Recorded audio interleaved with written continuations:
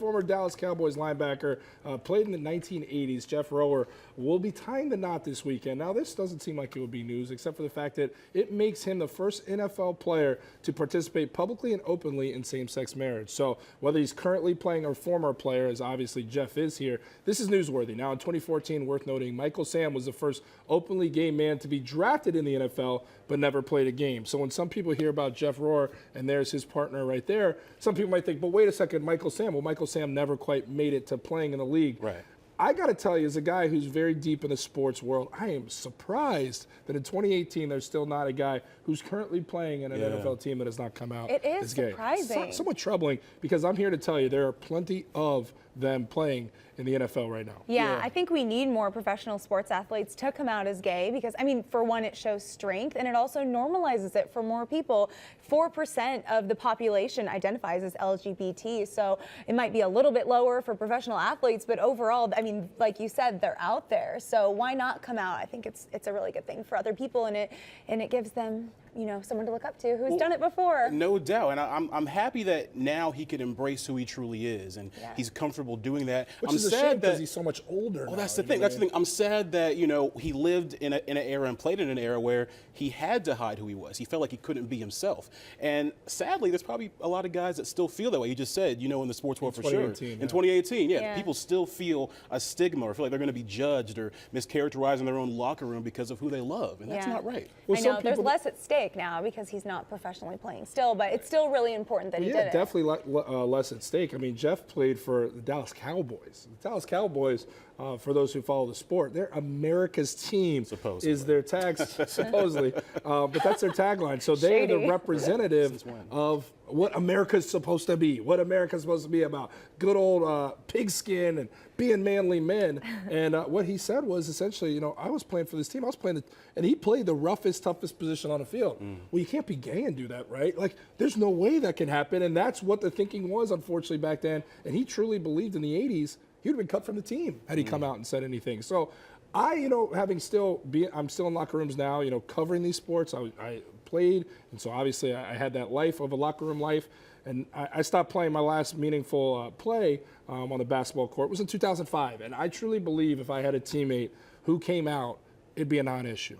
I do believe that the whole lot of my teammates would embrace that person as a brother he is and help in any way they can. Michael Sam, back when he was at Missouri, his whole team embraced it. They didn't even make a story about it. The whole team knew all season long that he was gay that season that he came out to his teammates. It never made it out there until later on. So I would encourage those guys out there. You can't tell anybody to live their life, but I would encourage them to take that chance. It goes so far, like you were saying, Carly, for other people out there to see, hey, I can do this. I can live this life. It was okay for this guy. Now, look, it's not a perfect world. There are that 1% that may frown upon it, that may ostracize that person and do all that stuff, but I'd like to believe we've come a little bit further. Do you think that it's just like what needs to happen for more people to do this? Do you think it's people who are already drafted, who are already in these positions, or already have their employment secured in their contracts, like coming forward and doing it? I think it takes a super courageous guy that's willing to take a risk. I mean, in a different vein, but, you know, guys who decided to take a kneel when it came to the anthem. Yeah. I think it starts up top, too, from management, creating an environment where people feel like they can openly be themselves. Yeah. 100%. Tulsa, Oklahoma. You guys ever been? I have not. No, not that I can remember. Why are you laughing at Tulsa, man? You know, hey, all love to Oklahoma. Brandon, we've never done a jam session before, but I'm learning you're a little shady. You're a little shadier than I expected. All right, well, let me tell you about Tulsa, Oklahoma here. They're recruiting residents, and they're going to pay you to come live in their city. That's right. They're hoping to entice young people to relocate, and they're going to pay them to the tune of $10,000. The requirements are you have to be 18. You got to provide proof of employment outside of Tulsa County, and you have to live there for at least 1 year. Now, here's how the breakdown goes. $2,500 for relocation expense, $500 for a monthly stipend for those 12 months, and $1,500 as punctuation at the end of that year for fulfilling the deal. What do you guys think? Do you think this is smart? Would you do this? How desperate can you be as a city to want to pay people to come see? Other states have done this. Clearly. Vermont's done this. Maine has done this and had success. But does anybody really want to go to those places? Yeah, Vermont and Maine, Tulsa, I don't know. Hanson's from Tulsa, though. Need you forget. Fun fact. And they still do a festival every year because Hanson has their own beer. It's called like Hop. So they have this Hop Jam music festival. I'm loving the fun facts. I know. Is this selling anybody on Tulsa? I went to 2 Hanson concerts last year, so I know. But it is surprising. I feel like personally, if I was working remotely, which this job requires, I would go to Southeast Asia, like Bali or Thailand or somewhere where your money goes super far, but you're living in the jungle or on the beach. See, here's the thing. Thinking smart. I caution you guys to watch the hate on something like Tulsa because think about this. Think about property taxes here, sales taxes. Think about crime. There are reasons why. Look, I love Chicago. I'm never going anywhere. But a lot of people that live in metropolitan cities can't quite afford it like they used to. And the more money you're having to pay, people are looking at these other options in other places. Don't ever leave our beautiful city here, Chicago. I'm never going to. But Tulsa has a low cost of living. They boast beautiful museums there. The social scene with restaurants and different bars and craft beers. There is an outlet there, and I think they're trying to tap into. Are they paying you? No, but what I think they're trying to do Sounds here, like a tourism guide what's right now. smart and what they're trying to do here is and say, hey, look, these big cities are getting over on you guys. You're not getting the bang for your buck. Why don't you come over and move into our city? Now, having mentioned the crime, I will say this, and I was surprised to find this out. 14th most dangerous city to live in. Tulsa is in America? So I think that's something they're trying to battle here too. Like, please come. I promise we're getting better, but that's a little problematic. Yeah. I mean, the incentive if you're a young kid, I mean, you're making a low salary anyway, so that extra $10,000 goes a long I mean, way. $10,000 isn't nothing. That's quite significant. huge. $500 extra dollars a month in your pocket? Oh, Can I you love that. imagine? Yeah, Gosh. invest that right, grow that, retire with it. No, probably not that much. This is kind of making me want to go take a little trip to Tulsa. just saying, I though. think Just it's like a road weekend trip. trip. I think it's a smart play for certain cities like a Tulsa that have things to offer that people maybe don't know about. Yeah. And when you give an incentive of $10,000, I think it makes people perk up That'll that do have it. no affiliation with any city or can say, I can get up and leave, so why not do it to Tulsa? I'm from a really small town, and my mom, when I talked to her like recently, she told me that people are moving to our town for the high-speed internet. I was like, Mom, I didn't know this is how it works. There you go. Fun fact. I'd rather get paid. All right, the money is enticing, exactly. Let's talk about Jenna Dewan. Everybody knows her. Very talented actress, dancer, ex of Channing Tatum at this point. Both of them have gone their separate ways, still share children together. Well, fans are speaking out on how they don't think she resembles her ex-husband, Channing Tatum's new girlfriend, Jessie J. She happens to agree with him. There's a picture of both. You could tell me, you couldn't tell me that's not Jenna on the left and the right. Jenna is the one on the left. Jessie J is the one on the right. There's a resemblance there. She doesn't believe it. But the bigger question here is, does Channing and do people in general have a type? Yeah, I mean, people of course have a type. I think I feel like all of my exes look different, but lately, like the people that I'm attracted to, they all do have the same sort of look. Dark hair, nice eyes, great brows. Right, all the right. things. All physical? How shallow are we Well, here? that's a type, That's a big right? part of it. That's We're a not big talking part of what type personalities. is. We're looking at side by side of Jenna Dewan and Jessie J. No, Definitely. I used to think that that there was no such thing as having a type. Then I was challenged on it, and I looked at all my exes. They all got big foreheads. Jeez, He likes a people. 5-head. and you know what? It just so happens I'm sure they love it hearing that one. a lot of fine women have big foreheads. It's scientific. So lot of what? A lot of fine women have big foreheads. It's I have scientific. a really small forehead. So here's how this works. When we let him at the Clearly desk, You're still beautiful, Carly. You're still when we let him beautiful. at the desk, he's good for a comment like this or two. We let him up here. So you just gotta let that one go. so funny. You check it off and say, all right, he's got one in.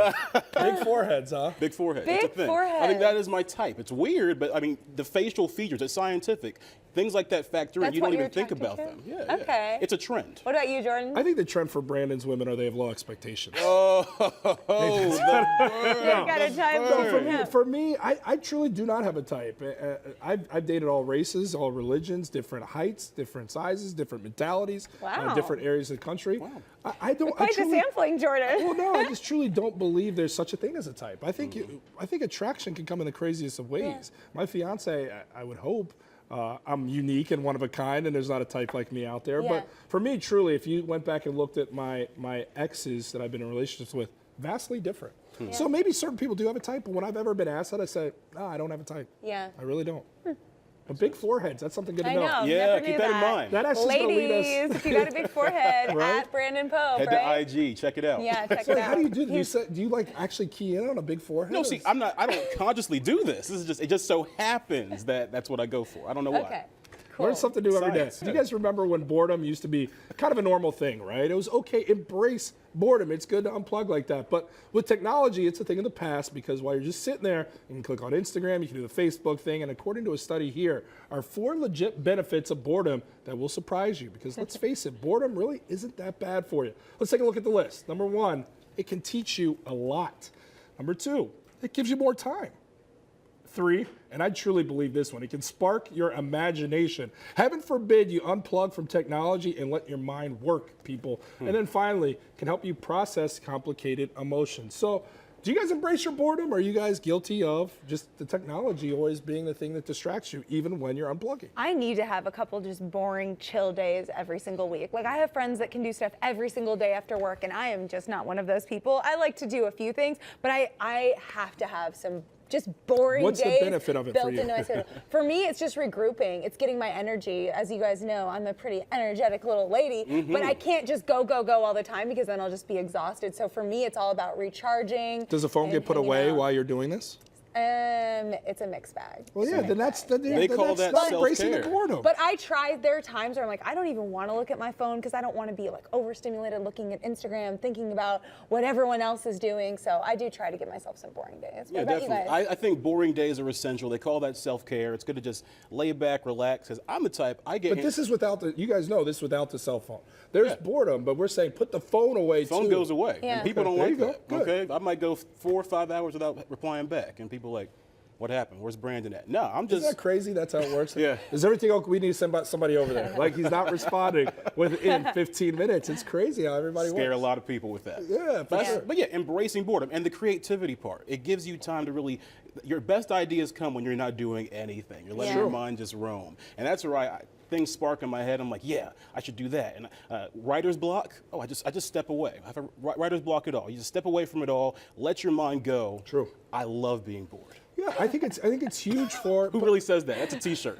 I love being bored. love But I being agree with bored. you wholeheartedly, and I think it helps you be your most creative, but it also helps you self-assess. It helps Yeah. you understand yourself better. You know, when you can step back and say, hey, I've been kind of, really, really upset. I've been really depressed. I've been really out of touch. I seem really distant.